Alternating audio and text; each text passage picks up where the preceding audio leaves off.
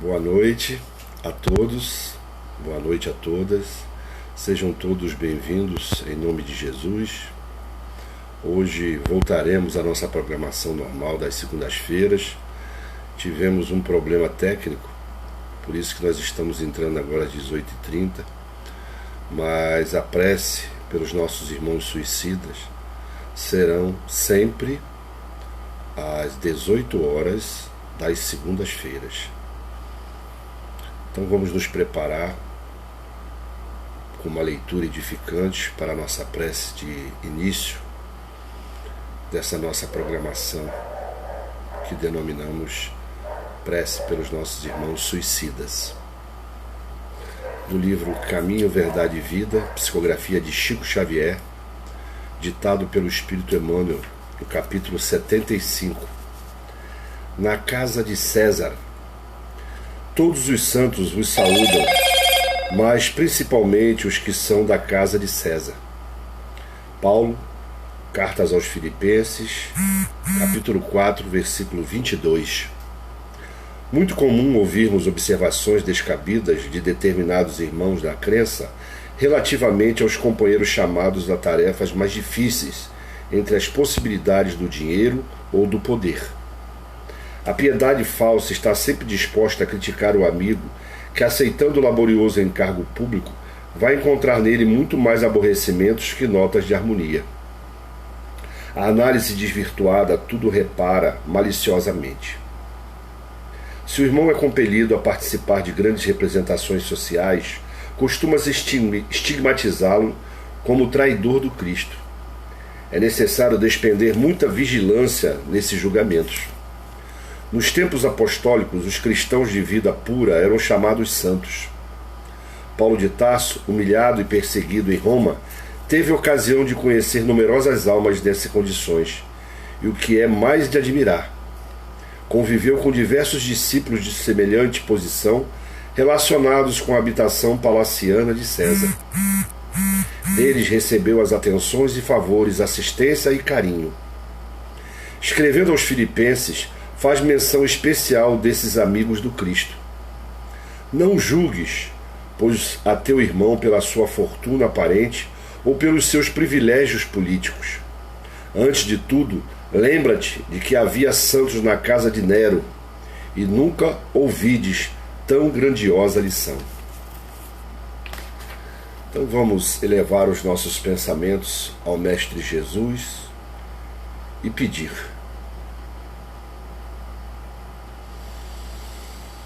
Jesus amado, estamos aqui mais uma vez, Senhor, para reiniciarmos o trabalho da prece pelos nossos irmãos que saíram da vida pela porta falsa do suicídio, Senhor. Queremos pedir a inspiração dos bons espíritos encarregados do trabalho. Queremos pedir a inspiração do alto, Senhor, principalmente da falange de Maria de Nazaré, encarregada pelo trabalho de consolo, de amparo desses irmãos. Senhor, abençoa todos aqueles que estarão assistindo ao vivo ou que depois assistirão o vídeo mais tarde. Que possam, Senhor, entender que o trabalho de prece aos irmãos suicidas é necessário, relatado pela obra espírita. O único momento que eles têm alívio das suas dores é na hora que estão orando por ele. Por isso, Senhor, que mais pessoas possam somar a nós nesse momento em que elevamos os nossos pensamentos em direção a essas criaturas. Senhor, nos abençoe nessa tarefa, nos proteja e nos guarde. Permanece conosco, Senhor, agora e sempre. E autoriza-nos a darmos início a mais um trabalho do Lemana, rendendo graças a Deus, a Ti e à Virgem Maria, que aceitou a missão de cuidar dessas criaturas. Que assim seja. Então eu gostaria de começar falando do trabalho do Lemana, do Centro Espírita Lemana, Lar Espírita Maria de Nazaré. Vamos fazer agora em maio 3 anos de existência e o nosso objetivo maior é a prevenção, pós-venção aos suicidas, com um cuidado especial, com a preocupação com relação aos sobreviventes e enlutados, pessoas que foram impactadas com a perda de um ente querido através do suicídio. Então esse trabalho é justamente para isso, para dar o consolo a essas famílias, a esses amigos, a esses conhecidos, a esses colegas de trabalho, a esses colegas de escola, através desse momento de prece pelos nossos irmãos. Vamos partir agora para a leitura de uma passagem do Evangelho segundo o Espiritismo, de Allan Kardec, codificado por ele, ditado pelos bons espíritos.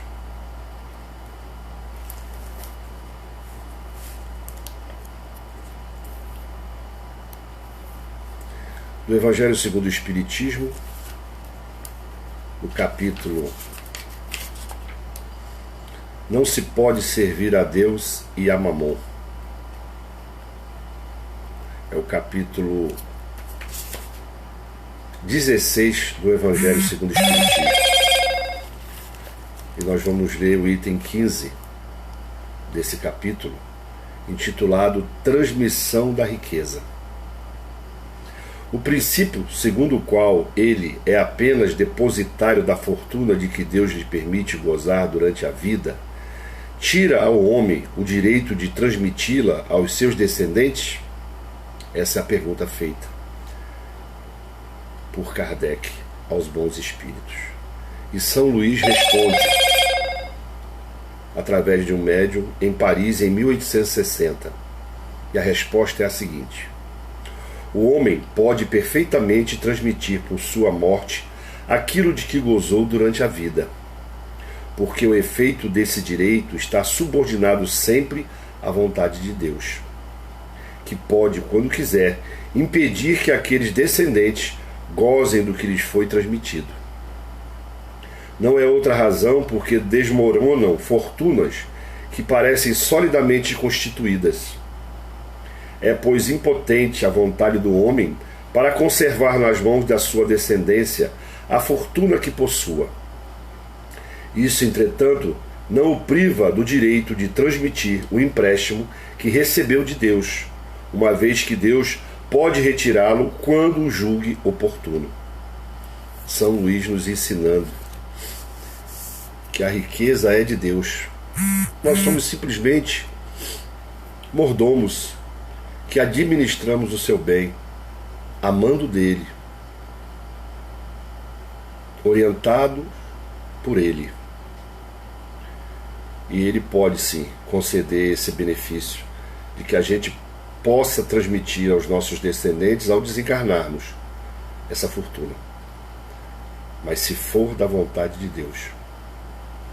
Nos dias de hoje nós vamos ver muitas pessoas cometendo suicídio por problemas financeiros, por dificuldades na administração das finanças, por falência, por não aceitarem a condição inferior a nível social, com a remuneração, muitas das vezes a nível da miséria, e muitas pessoas tiram a vida por esse motivo.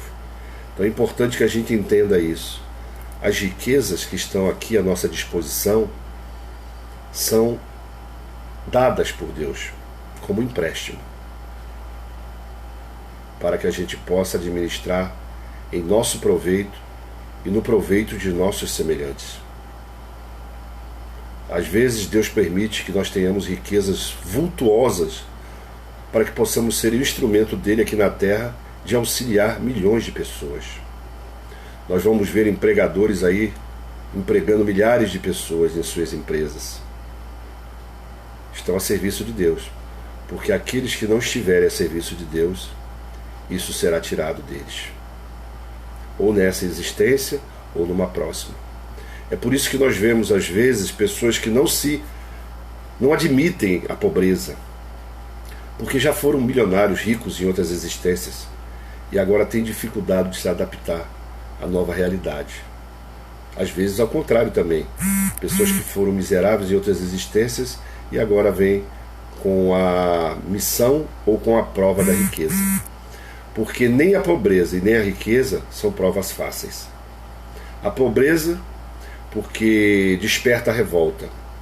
Muitos dos irmãos que saem através do suicídio pela revolta. E a riqueza nos desperta a vaidade, o orgulho, a ambição,